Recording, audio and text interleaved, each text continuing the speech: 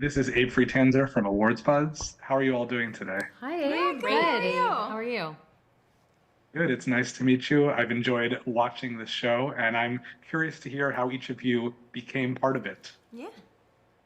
Yeah, I read the script, and then when I read the script and saw its brilliance, I watched a man on the not a man on the inside, the mole agent, which is what it was based on, the documentary, and I cried because it was so beautiful and moving, and I was like, I should go volunteer at a retirement community, or instead, I could play a character who goes and does it at Equally work. selfless. Equally Equally selfless. selfless. It's the same.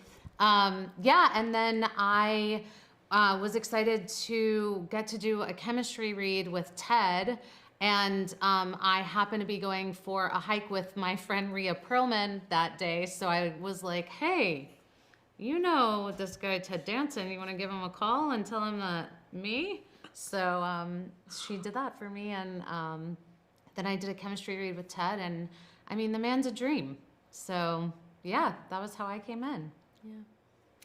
I chemistry read with Ted as well. Rhea Perlman did not. You should have make a reached call out. for You should have me. reached out. But She actually, Rhea called and said, don't hire Lilah, but Lilah was so that's good. so nice. They had Yeah, to. but they Thanks had for telling to me that. anyway. Yeah, I did a chemistry read with Ted. He was so easy and fun to work with, and we just riffed off of each other, and it worked, and I got the job from there. I had met Mike previously, our showrunner, auditioning for a different show he had going on, so it was nice to see him again, and it just all worked out this time. Mike called me and asked me if I was busy. And I was waiting to hear when we would start shooting the second season of Twisted Metal.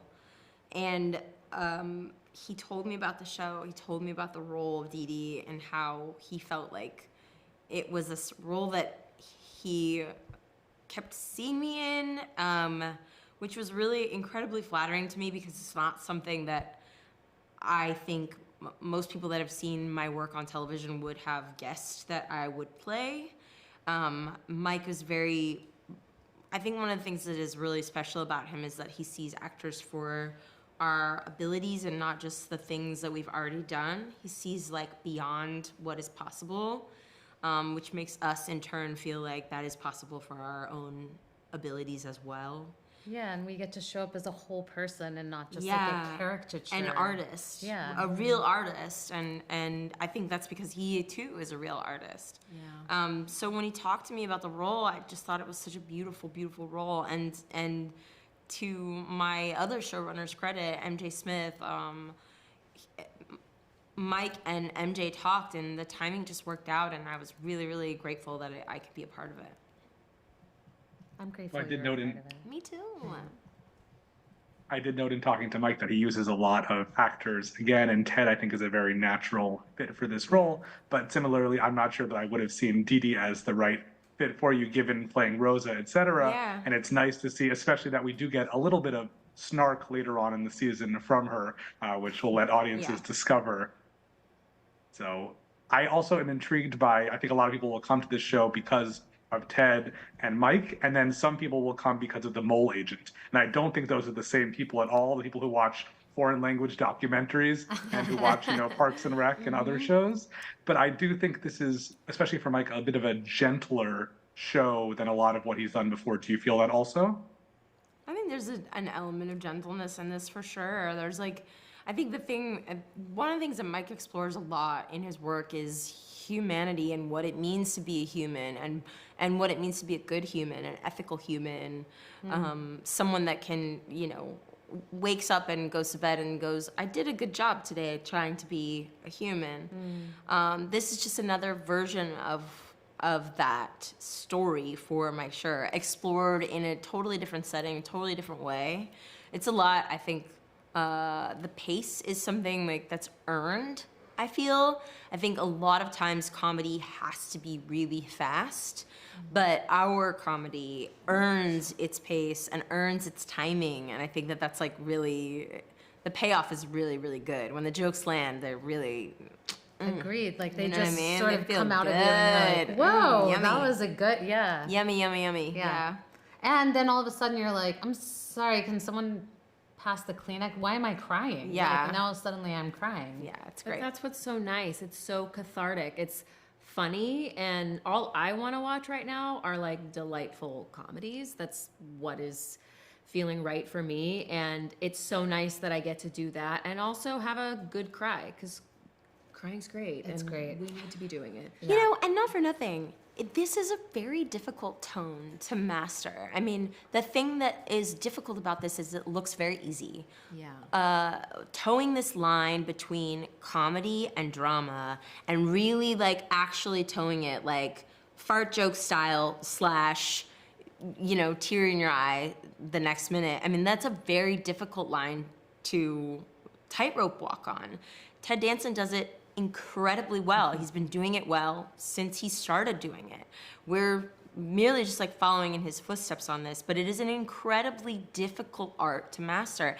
And I think, you know, a lot of times now we're sort of fed this idea that like the more intense something is, the more dramatic it is, the more like hard it is, that like that's where the difficult acting lies. And I don't always agree with that. I think like a lot of the most interesting acting, I guess, maybe not difficult, but interesting acting to watch, the most real acting to watch is the stuff that lives in the subtlety, in the pause, in the quiet. And I think our show really is living in that quietness. Agreed. And I think, Lilah, you also have something to navigate where, you know, Charles takes everything a little bit too seriously, and you are, you know, you do play a private investigator, but it's still, there's still a comedic nature, especially to the way that, you know, everyone in the office interacts and just needing to go undercover. How do you balance that kind of tone? It's truly my favorite type of comedy. I love comedy in general, but I love a good grounded, deadpan, true comedic character. And yeah, Julie is strong and no nonsense, and she was hired to do this job. Like, this isn't fun playtime for her. And it's so funny that like Charles really, like, anytime she like brings something up, he's like, I'm sorry, this is just so exciting, and like giggles. And it's just for her, she's like, for sure, we need to solve this case though. And he made it so easy to step into that because Ted was just loving what he was doing. And it was really easy to step into like try and wrangle him and like bring him back down to earth so we can do this thing together. And I just think that's where the fun came from in our dynamic. And Mary Elizabeth, I like that we get to see these snapshots of Emily's home life, which is a little bit chaotic, and also this history with her father that maybe is a little bit more rooted in difficulty than it should be. Do you feel like there's so much more backstory that we could still explore there in the future? Yeah, absolutely. I mean, we carry so much of a story with our relationship with our parents, right? Like, my mom's always like, why do you always, she's from Mississippi, why do you always remember the bad stuff? You never remember anything good. And it's like, that's not true. It's just, you know, sometimes I have to bring the bad stuff up to keep you in your place, you know? And I think that that is the case with relationships. Like, we build these stories around them, and it's like, in the case of this show, Charles is like, I can't share my bad feelings with you because you already have so much going on. I don't also want you to hold my bad feelings. And, you know, my character is like, that's not a relationship.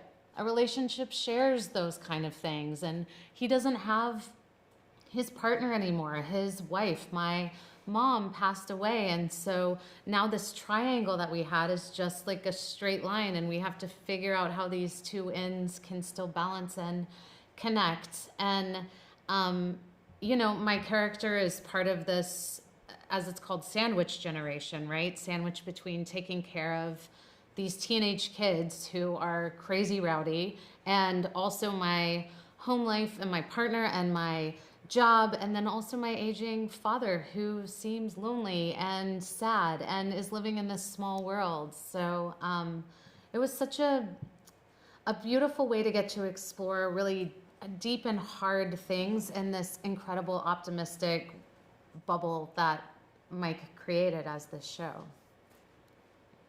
I would assume that you'd all return for a second season if a renewal was announced. Listen, Definitely. Let's go.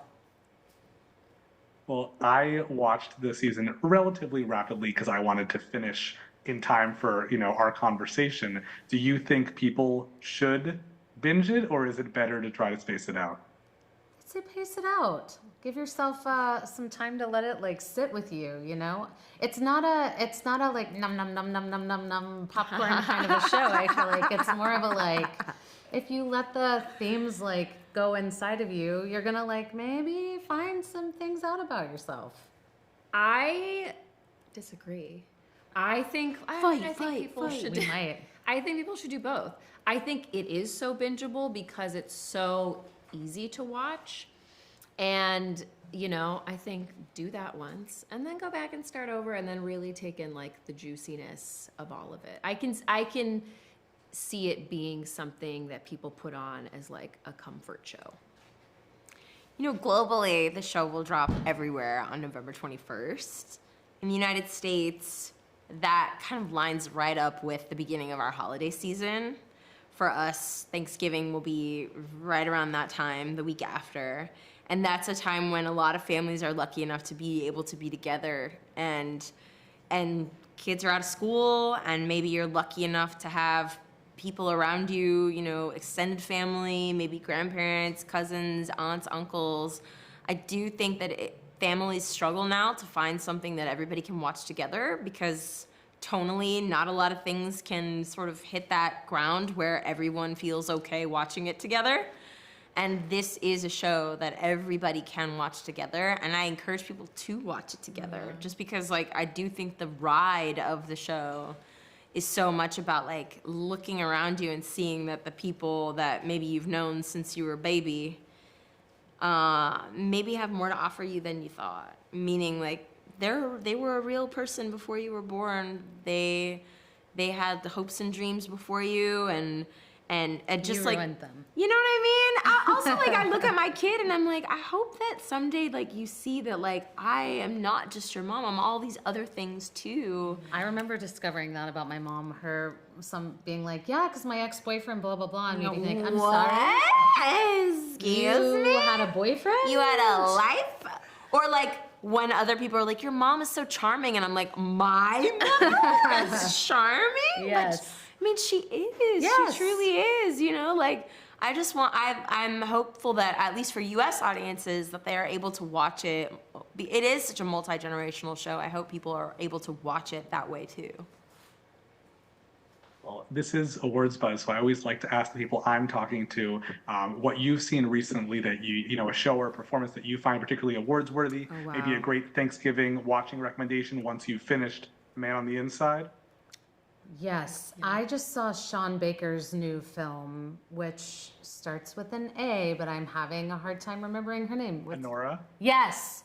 Oh my gosh, it was incredible. Have you guys seen that yet, Honora? It's so good. It was beautiful. Give it an award. I say give it an award. I just watched My Old Ass. Have you guys seen no, that? I haven't seen that yet. Oh my God. It's so good. Megan Park, you did such a great job.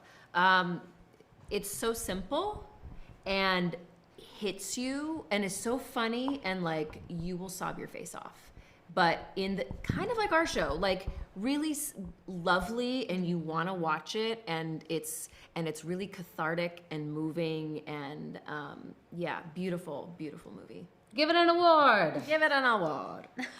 I totally delighted in watching The Substance. I saw it in the theaters with a couple friends, and I just thought I don't know that I expected what I saw, but I'm still thinking about it. And multiple friends and I went and had coffee afterwards, and we talked about the film for like 2 hours afterwards, just kind of pulling apart what we thought about it, the performances, like the direction, the art direction, the director of photography's work. I mean, all of it was really, I thought, really something that I'd never seen before.